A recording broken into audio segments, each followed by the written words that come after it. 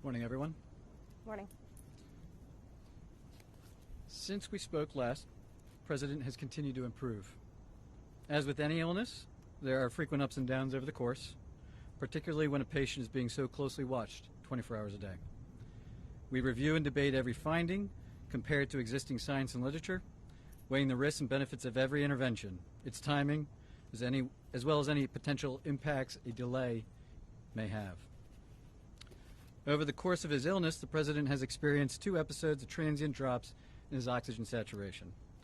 We debated the reasons for this and whether we'd even intervene. It was a determination of the team, based predominantly on the timeline from the initial diagnosis, that we initiate dexamethasone.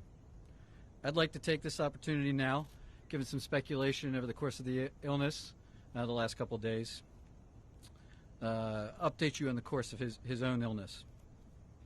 Thursday night into Friday morning when I left the bedside, the President was doing well, with only mild symptoms, and his oxygen was in the high 90s. Late Friday morning when I returned to the bedside, the President had a high fever, and his oxygen saturation was transiently dipping below 94%. Given these 2 developments, I was concerned for possible rapid progression of the illness. I recommended the President we try some supplemental oxygen, see how he'd respond. He was fairly adamant that he didn't need it. He was not short of breath. He was tired, had the fever, and that was about it. And after about a minute, on only 2 liters, his saturation levels were back over 95%. Stayed on that for about an hour, maybe, and it was off and gone. Later that day, by the time the team here was at the bedside, the President had been up out of bed, moving about the residence with only mild symptoms. Despite this, everyone agreed the best course of action was to move to Walter Reed for a more thorough evaluation and monitoring. Now I'd like to invite up Dr. Dooley to discuss the current plan. Thank you, Dr. Conley. Before I begin a brief clinical update on the President's condition, I do want to reiterate my comments from yesterday regarding how proud I am to be a part of this multidisciplinary, multi-institutional team of clinical professionals behind me, and what an honor it is to care for the President here at Walter Reed National Military Medical Center. Regarding his clinical status, the patient continues to improve. He has remained without fever since Friday morning. His vital signs are stable.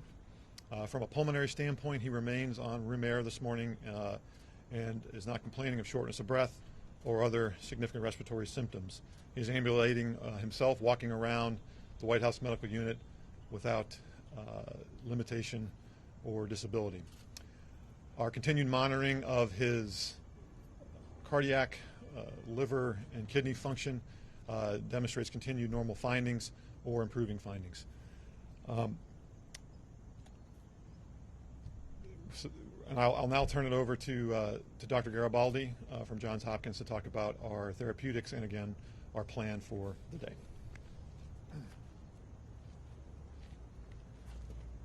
Thank you, Dr. Dooley, and I just wanted to again reiterate what an honor and a privilege it is to take care of the President, but to be part of such a talented and multidisciplinary team here at Walter Reed. The President yesterday evening completed his 2nd dose of remdesivir. He's tolerated that infusion well. We've been monitoring for any potential side effects, and he has had none that we can tell. His liver and kidney function have remained normal, and we continue to plan to use a 5-day course of remdesivir. In response to transient low oxygen levels, as Dr. Conley has discussed, we did initiate dexamethasone therapy, and he received his 1st dose of that yesterday, and our plan is to continue that for the time being. Today he feels well. He's been up and around. Our plan for today is to have him to eat and drink, be up out of bed as much as possible, to be mobile. And if he continues to look and feel as well as he does today, our hope is that we can plan for a discharge as early as tomorrow to the White House, where he can continue his treatment course. Thank you very much, and I'll turn it over to Dr. Conley for any questions. Dr. Conley? Just a moment, please. The President wanted me to share how proud he is of the group, what an honor it is for him to be receiving his care here at Walter Reed, surrounded by such incredible talent, academic leaders, department chairs, internationally renowned researchers and clinicians, including the support of Dr. Garibaldi from Johns Hopkins. I'd like to reiterate how pleased we all are with the President's recovery And with that, I'll take your question. Thank you so much. Dr. Conley. Dr. Conley, you said that there were 2 instances where he had drops in oxygen. Can you walk us through the second one? And also, I've got a question for the lung specialist afterwards. Sure. Yeah. Yesterday, there was another episode where he dropped down about 93%.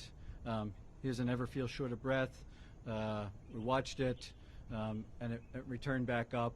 As I said, we evaluate all of these, and given the timeline where he is in the course of illness, we're trying to maximize everything that we could do for him, and we debated whether we'd even start it, the dexamethasone, and we decided that in this case, the potential benefits early on the course probably outweighed any risks at this time. Did you give him a second round of supplemental oxygen yesterday? I'd have to check with the nursing staff.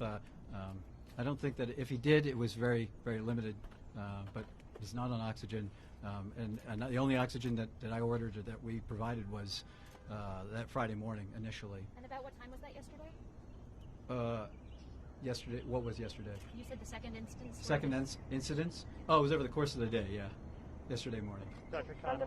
Dr. Conley. What is the President's current blood oxygen level? That's my first question to you, Dr. Conley. 98%.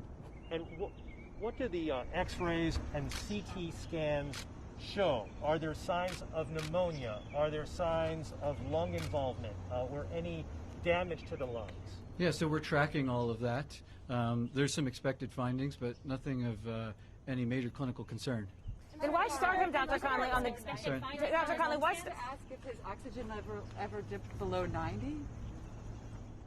We don't have any recordings here of that. That's right. On the dexamethasone, Dr. Yeah, what about here? At the White House or here, anything below 90, just to follow up on her question? No, it was below 94%. It wasn't down into the low 80s or anything. No. So, okay. So on the dexamethasone, the steroids, sir, on the lung Yesterday, function? you told us that the president was in great shape, had been in good shape and fever-free for the previous 24 hours. Minutes after your press conference, White House Chief of Staff Mark Meadows told reporters that the president's vitals were very concerning over the past 24 hours. Simple question for the American people. Whose statements about the president's health should we believe? So the chief and I work side by side, and I think his statement was misconstrued. What he meant was that 24 hours ago, when he and I were checking on the president, that there was that momentary episode of the high fever and that temporary drop in the saturation, which prompted us to act expediently to move him up here. Fortunately, that was really a very transient, limited episode. A couple hours later, he was back up, mild again. I'm not going to speculate what that limited episode was about so early in the course, but he's doing well. What are the expected findings on his lungs, and why is the president not wearing a mask in the videos and photos that have been released? Well, the president wears a mask anytime he's around us, and we're all wearing our N95s, full PPE. He's the patient, and when we can, when he'll move out into to public, we move him out and around other people that aren't in full PPE. I assure you, he'll as long as he's still under my care, we'll talk about him wearing a mask. And he's in a negative pressure room?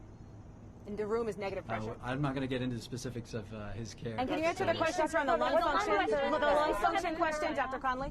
I'm sorry? The lung function question. Can you talk about that and what these expected I would findings? just share that, like every patient, we perform lung spirometry on him, and he's maxing it out. We told him, see what you can do, and it's over 2,500 milliliters each time. He's doing great. Yeah. But are your scans showing any irregularities in his lungs? Are there any obesities? Are there anything?